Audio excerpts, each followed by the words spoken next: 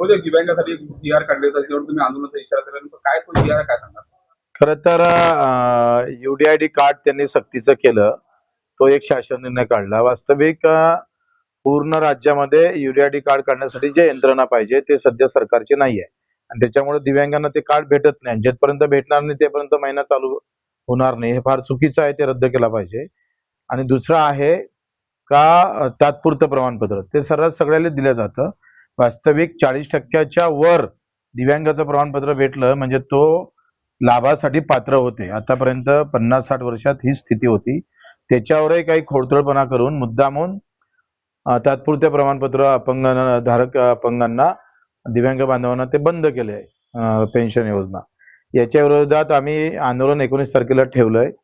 तेपर्यंत शासन निर्णय केला पाहिजे, नाहीतर मग मंत्रालयात आपण आंदोलन करू. या सगळ्या संदर्भात शिंदे साहेबांनी सुद्धा दिव्यांग सचिवाशी बोलणं झालं. फोनवर ते बोलले. त्यांनी सांगितलं की मुख्य सचिवाकडे मी फाईल नेतोय आणि हे GR दोन्ही रद्द करतो. नाही केले तर आमचं आंदोलन पक्का आहे. कारण 50% दिव्यांग या लाभापासून संजय गांधी निराधार या लाभापासून वंचित राहत आहे. त्याच्यामुळे महाराष्ट्रात सगळ्या इकडे हा मोठा गोंधळ निर्माण झाला आहे.